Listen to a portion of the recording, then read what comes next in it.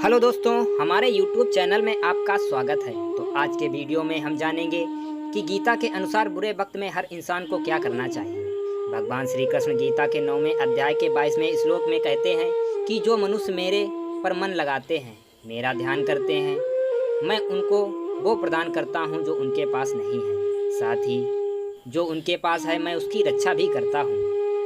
प्रत्येक व्यक्ति के जीवन में अच्छे और बुरे समय आते रहते हैं। अच्छे समय की चर्चा बहुत कम लोग करते हैं, लेकिन बुरे समय के बारे में प्रायः सभी लोग चर्चा करते हैं। अक्सर लोग कहते हैं कि मेरा समय बहुत खराब चल रहा है, समझ नहीं आ रहा कि क्या किया जाए, कैसे अपने बुरे समय को अच्छे समय में बदलें। लेकिन सच तो यह है कि कुछ चीज़ें बुरे समय में करने से भगवान की कृपा आप पर बरसती है। तो जानते हैं कि श्री कृष्ण बुरे समय के लिए क्या कहा है। तो इसे हम एक कहानी के माध्यम से समझते हैं। एक बहुत ही गरीब किसान था, जो बहुत ही गरीब और मेहनती और खुशहाल था। वह रोज सुबह उठकर मंदिर में जाकर केवल 10 मिनट भगवान के आगे हाथ जोड़कर प्रार्थना किया करता था। उस किसान की पत्नी भी हर रोज उसके साथ मंदिर जाती थी। प्रार्थना करके वह सारा दिन अपने खेत में काम करता था। उसका जीवन बहुत अच्छा चल रहा था। अपनी मेहनत से वह कुछ ज़्यादा तो नहीं कमा पाता था, लेकिन फिर भी जितना कमाता था उसमें से कुछ पैसे भलाई के लिए दान कर देता था। एक बार उसी किसान के गांव में एक महामारी फैल गई। किसान का बेटा बीमार पड़ गया। किसान के गांव में इस महामारी के इलाज के लिए कोई अच्छा डॉक्टर नहीं था। पास के शहर में वह बालक को ले गया और वहां इलाज कराने के लिए उसने अस्पताल में भर्ती करा दिया। शहर में इस अस्पताल का इलाज बहुत ही महंगा था।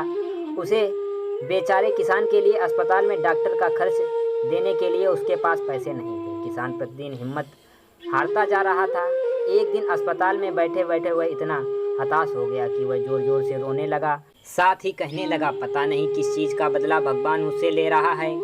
कभी खुद को कोसता तो कभी भगवान को। लेकिन किसान की पत्नी को भगवान पर अटूट भरोसा था। लेकिन किसान को आशा की कोई किरण नजर नहीं आ रही थी। अस्पताल के कुछ दूर पर एक मंदिर था। किसान की पत्नी हर रोज उस मंदिर में प्रार्थना करने जाती थी, लेकिन किसान का मन प्रार्थना करने का नहीं करता था। डॉक्टर ने उस किसान से कहा, बच्चे के इलाज के लिए 10,000 रुपए की आवश्यकता है। पर किसान को इतनी बड़ी रकम इकट्ठा कर पाना मुश्किल था। किसान की पत्नी अब भी मंदिर जाती थी।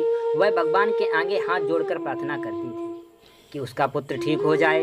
एक दिन मंदिर में एक सेठ आया। उसने किसान की पत्नी को कहा कि उसने किसान की सारी बातें अस्पताल में सुनी थी। सेठ को बातों ही बातों में पता चल गया कि किसान को 10,000 रुपए की ज़रूरत है। इस पर सेठ ने अपनी जेब से 10,000 रुपए निकाल कर देते हुए बोला कि उसके पास इतने ही रुपए हैं। साथ ही सेठ ने कागज़ पर अपना पता लिखते हुए कहा, अगर उसको और पैसों की आवश्यकता है तो वो बेहिचक मांग ले। महिला ने उत्तर दिया, उस कागज़ की कोई आवश्यकता नहीं है।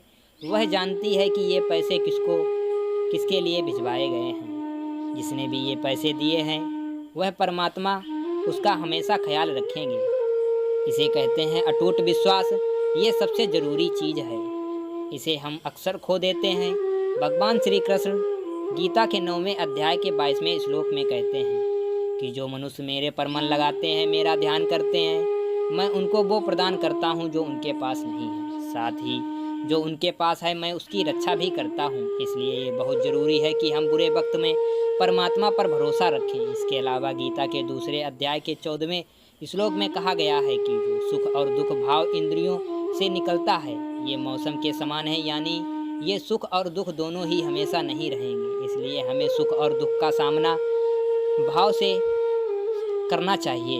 इससे हमें बिल्कुल भी डरना नहीं चाहिए और इसका हमें निडर होकर सामना करना चाहिए। तो अगर आपको ये वीडियो अच्छा लगे तो वीडियो को लाइक करें, चैनल को सब्सक्राइब करें, दोस्तों के साथ शेयर करें।